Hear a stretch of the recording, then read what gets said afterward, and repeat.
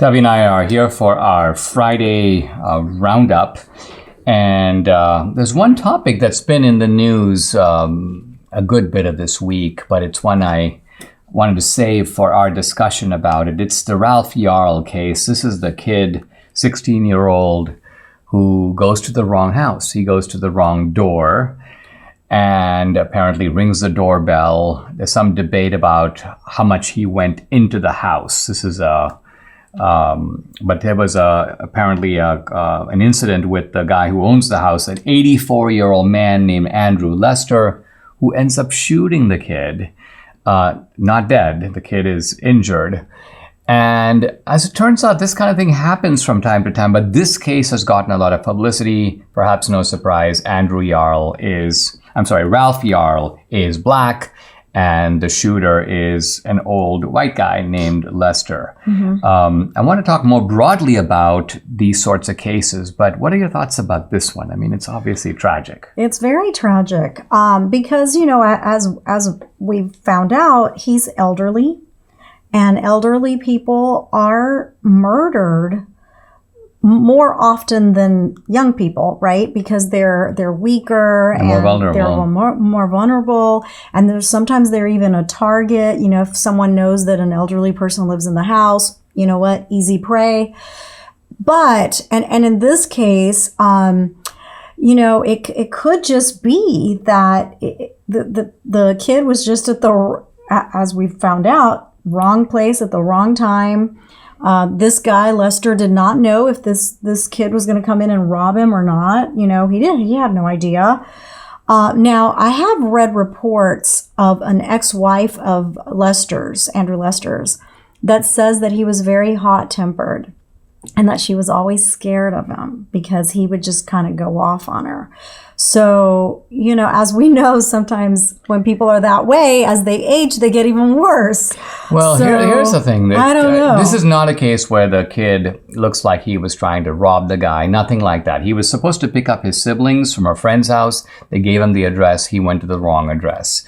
Now, the law, however, might be on Andrew Lester's side. And I say this because a number of states have these so-called stand your ground statutes, and also the so-called castle doctrine. Mm-hmm. So the idea is that if you are in a place where you are entitled to be, and it doesn't even have to be your house, it could even be I'm entitled to be at work, I'm entitled to be at the mall. You're at a place where you have a right to be, and you're going about your business, and somebody threatens you and gives you a rational fear for your life.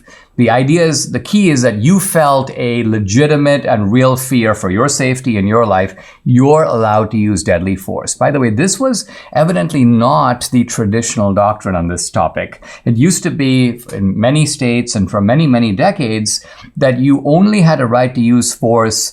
You had a duty to retreat. If someone came up to you, you had to back off, try to do everything you can to avoid an escalation. But these laws are not like that. You don't have to back off. You don't have to do anything like that. You have a right to be there. And this is, of course, doubly true if it's your own home. Right. This guy has a right to say, somebody came into my house. It's my castle. Exactly. And as a gun owner, a legal gun owner, I don't know that I wouldn't have done the same thing, you know, if somebody had come into the house. You don't know who they are. Exactly. I would have at least drawn my weapon and maybe warned them, but and I don't know if he did or didn't. I don't know the facts. Well, interestingly, the question is not so much whether he conducted a proper investigation to find out if the kid was trying to rob him. Apparently, no words were exchanged between the two. At least that's what the reports are. They didn't speak at all. Mm-hmm. But the question is, did he have reasonable grounds to believe this is an intruder? Yes, it is. This is a thief. Why else would he be here? Why else is a teenage kid whom I don't know and know nothing about in my house? And did I have a real and genuine fear for my safety and my life? Those are questions that we can't answer. I assume they apparently have charged him with 2 felonies. He has made the statement that he was, quote, scared to death when this happened. So that's going to be his defense. I was scared to death.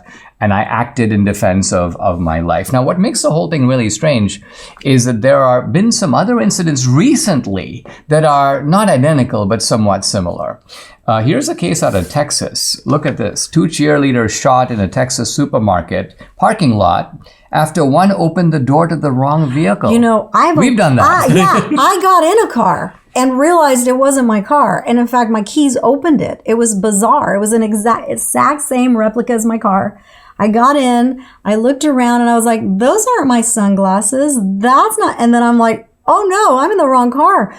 Goodness. I mean, I find this really hard to believe. Happen. Look, listen to this. There are 2 teenage cheerleaders. We're talking about 2 cheerleaders, and they get into the car. There's this Hispanic guy, Pedro Teo Rodriguez, 25 years old.